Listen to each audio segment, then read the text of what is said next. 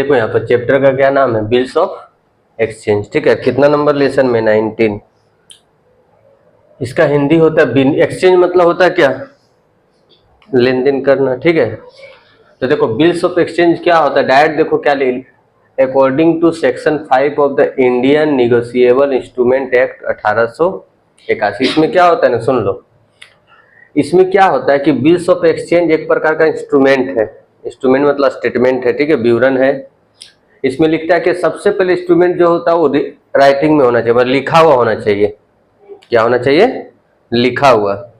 दूसरा, containing N unconditional order. और इसमें क्या है सबसे बड़ा बात, अनकंडीशनल मतलब इसमें कोई प्रकार का शर्त नहीं होना चाहिए। होता है ना कि अगर पैसा नहीं देगा तो हम जमीन लिखवा लेंगे, पैसा नहीं देगा तो कुछ और करेंगे, मतलब कोई कंडीशन नहीं होना चाहिए। ठीक है, sign by the maker. Sign मतलब क्या होता है, वो जो मेकर, जो मतलब जो बिल को लिखेगा, अभी आगे लिखवाएंगे, जो बिल लिखता है ना उसको बोलते हैं ड्रोवर। क्या बोलते हैं, ड्रोवर। ठीक, आगे भी लिखवाएंगे। तो जो साइन बाय द मेकर, जो बिल को बनाता है वो सबसे पहले उसके ऊपर क्या करेगा, साइन करेगा, सबसे पहले वही साइन करेगा। ठीक, डायरेक्टिंग और डायरेक्शन देगा या ऑर्डर देगा किसको, कि एक निश्चित अमाउंट या तो हमको पेमेंट कीजिए, नहीं तो हम जिसको बोलते हैं उसको क्या कीजिए, पेमेंट कीजिए। ठीक है, जितना समय, एक निश्चित समय भी उसमें लिखा हुआ रहेगा। ठीक है, देखो जैसे मान लो कभी तुम लोग को बनाना पड़ जाए, कहीं काम उम करेगी तब, तो देखो यहाँ पर सबसे पहले स्टाम्प रहेगा, टिकट जिसको बोलते हैं। यहाँ पर जहाँ से लिख रही है, ठीक, उसका देखो लिखा हुआ रहेगा 10,000 का बिल है, 3 महीना का समय है, या तो हमको दीजिए और या तो मेरे अनुसार जितना हम जिसको बोलेंगे उसको दीजिए 10,000। ठीक है, जिसको यहाँ नाम लिख दिए हैं और यहाँ अपना नाम लिख देगा, ये ना। ये हम लोग का क्या हो गया, बिल्स ऑफ एक्सचेंज। अभी और है बहुत सारा इसका थ्योरी, अब इसके बाद लिखवा रहे हैं तुम लोग का features of the bills of exchange, फिर पार्टी क्या होता है। ठीक है, कौन कौन कितना पार्टी इसमें होता है, किसके ऊपर लिखा जाता है, ये सब चीज बताएंगे अभी। इसका देखो फीचर्स, फीचर्स मतलब होता है इसमें विशेष क्या है। फीचर्स मतलब क्या होता है, इसमें विशेष क्या है। तो देखो सबसे पहले तो ये एक प्रकार का क्या है, लिखा हुआ रहना चाहिए। ये बिल्स ऑफ एक्सचेंज, ये bills of exchange must be in writing, मतलब हमेशा लिखा हुआ रहना चाहिए। क्या रहना चाहिए, ये नहीं कि मौखिक नहीं रहना चाहिए, मतलब ओरल नहीं रहना चाहिए, लिखा हुआ रहना चाहिए कोई कागज में। उसके बाद it is a order, an order होगा ना।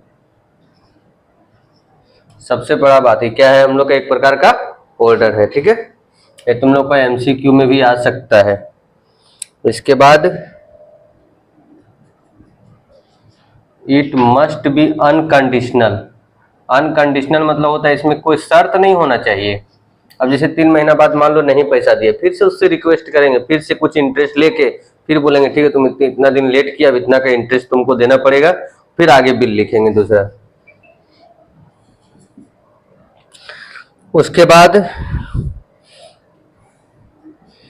It must be sign by the maker. Maker के द्वारा हमेशा साइन होना ही चाहिए इसमें।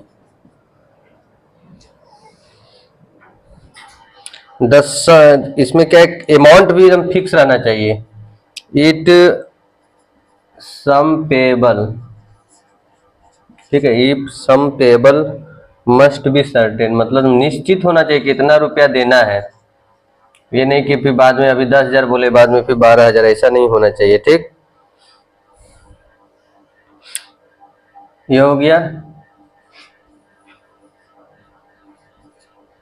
इसमें देखो पार्टी कौन कौन होता है, सुन लो ध्यान से, कौन कौन सा पार्टी होता है। देखो सबसे पहला, देखो यहाँ पर सब ध्यान से, ये हमेशा पूछता है ऑब्जेक्टिव में तुम लोग को, ड्रॉवर।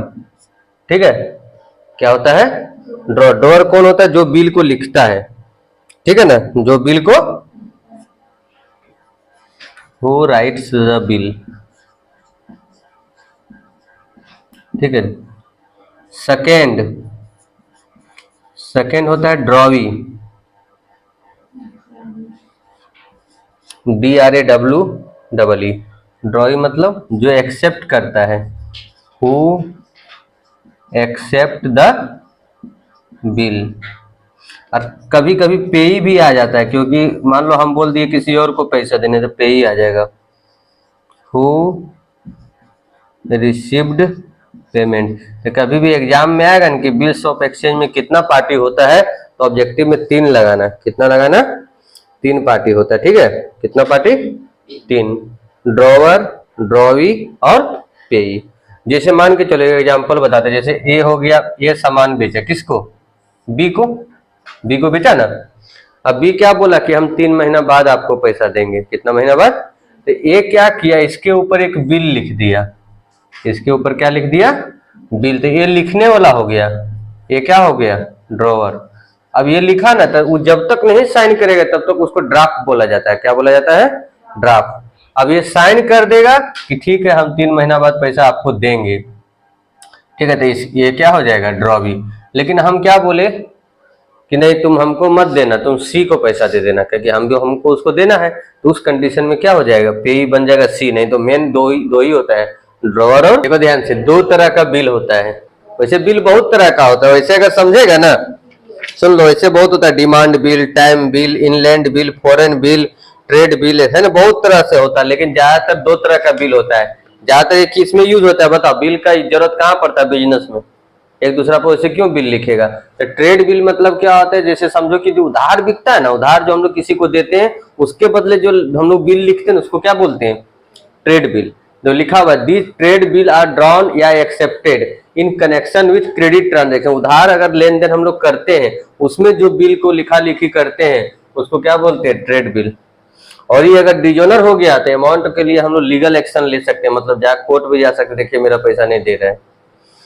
लेकिन एकोमोडेशन में मतलब क्या? आपसी, मतलब जैसे तुमको भी पैसा की जरूरत है, हमको भी पैसा की जरूरत है, बोले चलो हम लोग आपस में म्यूचुअल कर लिए। बोले क्या कि हम तुमने ऊपर 1 लाख का बिल लिखते हैं, तुम एक्सेप्ट कर लेना, उसके बाद आपस में 50,000 क्या करेंगे?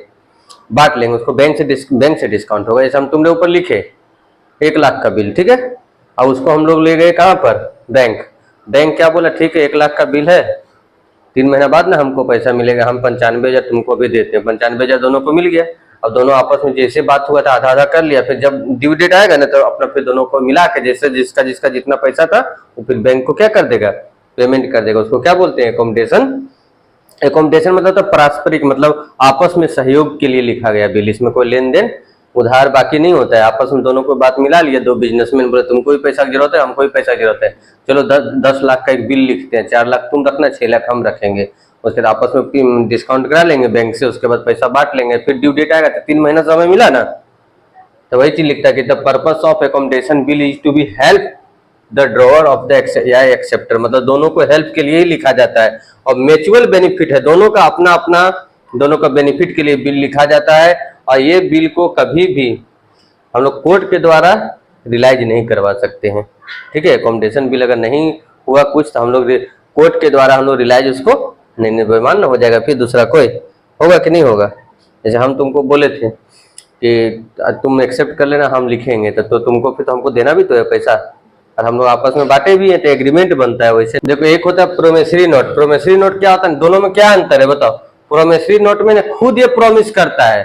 देखो दोनों में क्या अंतर है? हम तुमको ऑर्डर दे रहे हैं कि 3 महीना बाद पैसा हमको देना, एक होता है हम खुद बोले ठीक है हम 3 महीना बाद आपको पैसा देने का प्रॉमिस करते, दोनों में अंतर है ना। तो प्रोमिसरी नोट वही होता है कि promissory note is a written and unconditional promise. इसमें प्रॉमिस किया जाता है, इसमें ऑर्डर नहीं। हम लोग खुद, मतलब जो होता है ना, जो डेटर होता है, जो कस्टमर होता है, खुद प्रॉमिस करता है कि हम 3 महीना बाद पैसा दे देंगे, ठीक है। डेटर या pay a certain sum of money to creditor, या तो हिज ऑर्डर बोलता है कि या तो आप जिसको बोलिएगा हम उसको दे देंगे, या तो आपको हम 3 महीना बाद या 2 महीना बाद 5 महीना बाद हम आपको पैसा देने का प्रॉमिस करते हैं। दोनों में ही अंतर है, वो ऑर्डर है और ये क्या है? प्रॉमिस है, प्रतिज्ञा है।